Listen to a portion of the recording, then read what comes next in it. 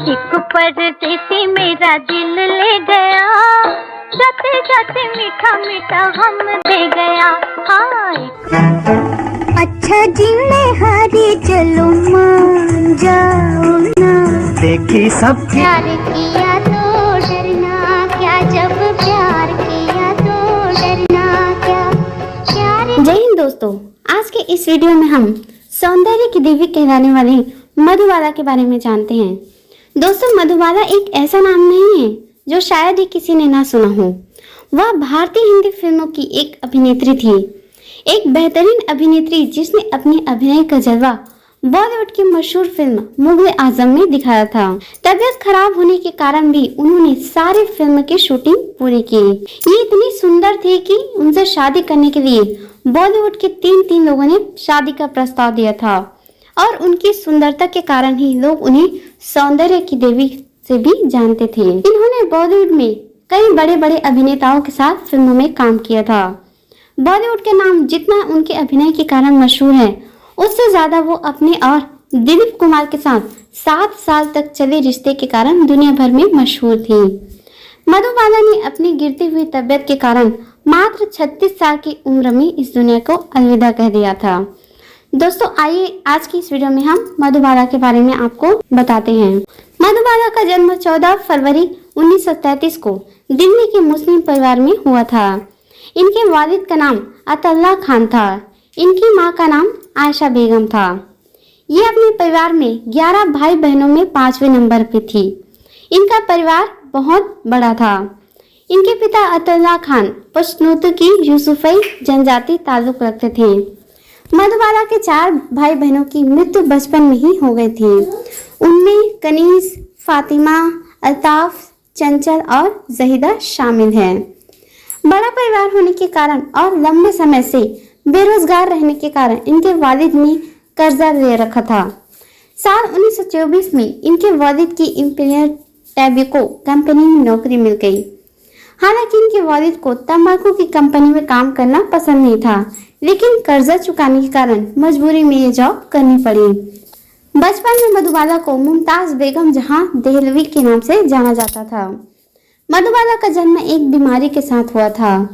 इस बीमारी का नाम वेंट्रिकुलर शिफ्टर था।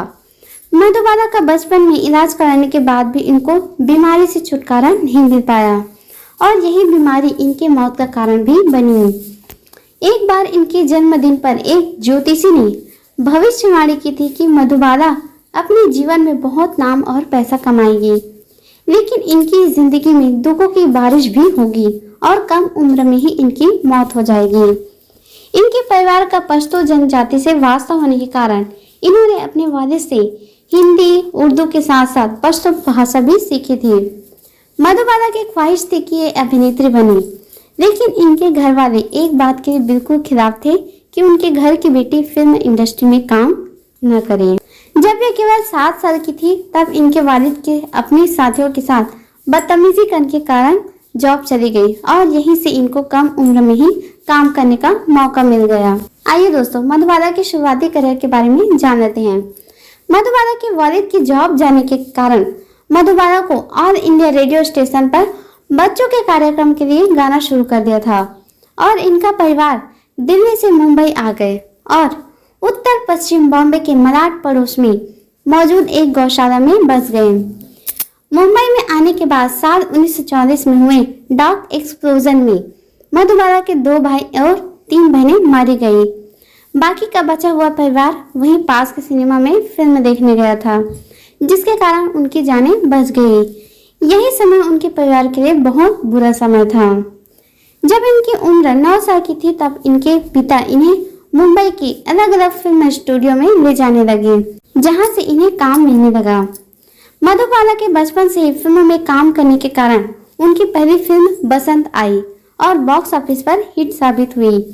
इनकी प्रतिभा को देखते हुए अभिनेत्री देविका रानी ने इन्हें अपना नाम बदलकर मधुबाला के नाम से काम करने की सलाह दी। साल 1947 में जब इनकी उम्र केवल 14 साल की थी तब इन्हें राज कपूर के साथ फिल्म नील कमल में काम करने का मौका मिला और यह फिल्म उनकी मुमताज नाम के साथ काम करने वाली अंतिम फिल्म थी।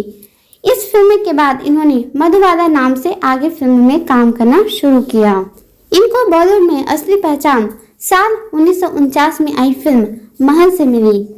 हालांकि इस फिल्म के लिए मुख्य अभिनेत्री के किरदार की भूमिका के लिए अभिनेत्री सुरैया को चुना गया, लेकिन बाद में किसी कारण से अभिनेत्री सुरैया को हटाकर मधुबाला को चुन लिया गया। फिर महल में अभिनय करने के बाद इनके करियर को एक नई पहचान मिली। इस फिल्म का गाना आएगा आने वाला, जो लता मंगेशकर द्वारा गाया गया था, लोगों को बहुत पसंद आया था। इन्होंने उस जमाने के कई जाने माने अभिनेता जैसे देवानंद, दिलीप कुमार, अशोक कुमार के साथ काम किया।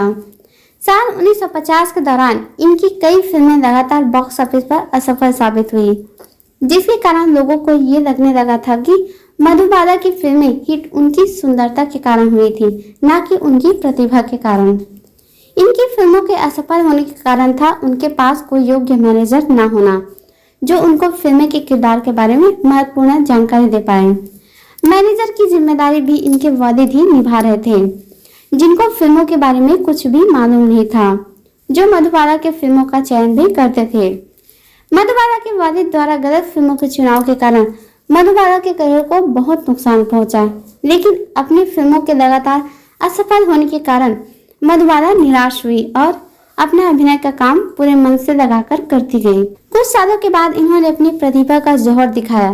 फिर साल 1958 में आई उनकी लगातार 4 फिल्में फागुन, हावड़ा, काला पानी और चलती का नाम गाड़ी हिट साबित हुई, जिससे इनके करियर को बहुत मदद मिली।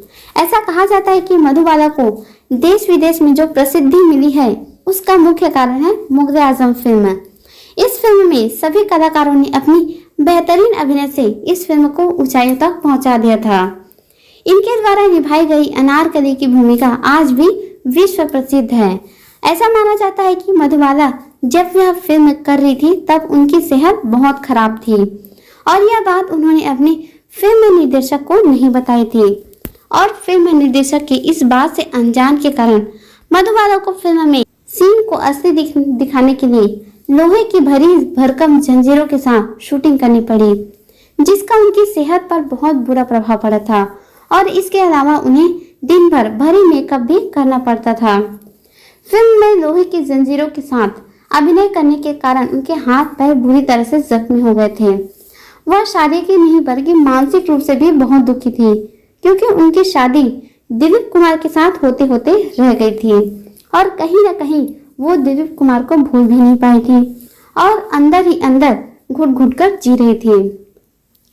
फिल्म मुग़ल आज़म में किए गए मधुबाला के काबिले तारीफ अभिनय जो उन्होंने तकलीफें सहकर किया, फिल्म में साफ साफ देखा जा सकता है। 5 अगस्त 1960 को जब फिल्म सिनेमा घरों में प्रदर्शित की गई तो फिल्म ने कमाई के दुनिया भर के रिकॉर्ड तोड़ दिए थे। आने वाले 15 सालों में कई बड़ी बड़ी फिल्में सिनेमा घरों में आई और चली गई, लेकिन मुग़ल आज़म फिल्म की कमाई का रिकॉर्ड तोड़ने में असफल रही। फिल्म की कमाई का रिकॉर्ड सिर्फ एक ही फिल्म तोड़ पाई थी। उस फिल्म का नाम था रमेश सिप्पी द्वारा बनाई गई शोले, जिसमें धर्मेंद्र, अमिताभ बच्चन, संजीव कुमार जैसे बड़े बड़े कलाकार थे। फिल्म मुग़ल आज़म में बेहतरीन अभिनय के कारण मधुबाला का नाम फिल्म फेयर पुरस्कार के भी नामांकित किया गया, लेकिन वे ये पुरस्कार जीत नहीं पाए, तो लोगों को लगा कि मधुबाला को यह पुरस्कार इसलिए नहीं मिला क्योंकि उन्होंने इस पुरस्कार को पाने के लिए कोई घूस नहीं दी थी। दोस्तों, आइए जानते हैं दिलीप कुमार और मधुबाला की प्रेम कहानी। दिलीप कुमार और मधुबाला की प्रेम कहानी पूरे बॉलीवुड में मशहूर है। ऐसा कहा जाता है कि दोनों की पहली मुलाकात फिल्म ज्वार भाटा की शूटिंग के दौरान हुई थी, जो साल 1944 में आई, और दोनों के बीच इसी फिल्म की शूटिंग के दौरान प्यार हो गया था। जब मधुबाला और दिलीप कुमार यह फिल्म साथ में कर रहे थे तो उस समय दोनों की उम्र के बीच 11 साल का फर्क था। उस समय दिलीप कुमार की उम्र 29 साल की थी और मधुबाला की उम्र सिर्फ 18 साल की थी। दोनों ने 7 साल के बाद एक बार फिर फिल्म तराना में साथ साथ काम किया, जो साल 1951 में आई थी। दोनों के प्यार और गहरा हो गया। जब दोनों को एक साथ काम करने का मौका फिल्म मुग़ल आज़म के द्वारा मिला, तो लगातार 11 साल तक बनाई गई। वह दिलीप कुमार के साथ शादी के बंधन में बंधना चाहती थी, लेकिन दिलीप कुमार की तरफ शादी के लिए ना सुनने के कारण वह बुरी तरह से टूट गई थी। ऐसा माना जाता है कि दोनों की शादी मधुबाला के रिश्तेदारों ने अपने फायदे के कारण ही नहीं होने दी और रहा काम मधुबाला के वालिद ने साल 1958 में दिलीप कुमार के खिलाफ केस दर्ज करके अपनी बेटी से प्रेम प्रसंग तोड़ने के लिए मजबूर कर दिया। मधुबाला को दिलीप कुमार के साथ शादी न होने के कारण और लंबा रिश्ता इतनी आसानी टूटने के कारण अपनी बाकी की जिंदगी में घुट घुट कर जीना पड़ा और इसी गम के साथ उन्होंने अपनी जिंदगी को अलविदा कह दिया। दोस्तों बात करते हैं किशोर कुमार और मधुबाला की शादी के बारे में। तो मधुबाला को किशोर कुमार से शादी करने के लिए पहले 3 लोगों का शादी के लिए प्रस्ताव आया था। यह 3 लोग थे, किशोर कुमार, भरत भूषण और प्रदीप कुमार थे। मधुबाला 3 लोगों की तरफ से शादी का प्रस्ताव आने के कारण विचलित हो गई थी और सबसे अपने प्यारे इच्छित दोस्त नरगिस के पास गई। उन्होंने नरगिस को पूरी बात बताई। नरगिस ने भारत भूषण से शादी करने के लिए बोला क्योंकि नरगिस के मुताबिक भारत भूषण अन्य दोनों अभिनेताओं से बेहतर थे। मधुबाला ने बाद में अपनी इच्छा के मुताबिक किशोर कुमार से शादी की क्योंकि उन्हें किशोर कुमार दूसरे अन्य अभिनेताओं के मुकाबले भाग गए थे। किशोर कुमार पहले से ही तलाकशुदा थे और कहीं न कहीं उनके तलाक का कारण मधुबाला थी, ऐसा किशोर कुमार के घर वालों को लगता था। मधुबाला की गिरती हुई सेहत के बारे में किशोर कुमार पहले से ही जानते थे और उन्हें यह भी पता था कि मधुबाला अपनी मौत से पहले शादी करना चाहती थी। साल 1960 में किशोर कुमार और मधुबाला ने हिंदू रीति रिवाजों के साथ शादी की, लेकिन फिर भी मधुबाला किशोर कुमार के घर वालों को पसंद नहीं आई और न ही कभी किशोर कुमार के घर वालों ने मधुबाला को कभी एक्सेप्ट किया। मधुबाला जन्म के साथ ही दिल की बीमारी से ग्रसित थी और यही उनकी बीमारी मौत का कारण भी बनी।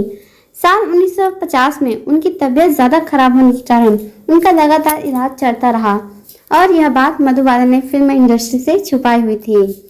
जब उनकी यह बीमारी हद से ज्यादा बढ़ गई तो उसका इलाज करवाने लंदन चली गई, लेकिन उनकी बीमारी इतनी ज्यादा बढ़ गई थी कि डॉक्टर ने उनकी बीमारी का इलाज करने से मना कर दिया क्योंकि डॉक्टर को लगता था कि अलग वे इस बीमारी का इलाज करते हैं तो उसमें मधुबाला की मृत्यु की ज्यादा संभावना थी। मधुबाला बिना इलाज कराए हुए भारत वापस लौट आई और 23 फरवरी 1969 को उनको दिल का दौरा पड़ा और सुबह उनकी मृत्यु हो गई। मधुबाला की शादी को ज्यादा समय नहीं हुआ था, जिसके कारण ये मां भी नहीं बन पाई थी और शादी के कुछ समय बाद ही इनकी मौत हो गई। इनकी मौत के बाद फिल्म ज्वाला को सिनेमा घरों में दिखाया गया, जिनको इनकी अंतिम फिल्म कहा जाता है। तो दोस्तों ये मधुबाला के बारे में आप लोग को यह वीडियो कैसी लगी कमेंट कर जरूर बताइए। मिलेंगे नेक्स्ट वीडियो में, तब तक के लिए जय हिंद।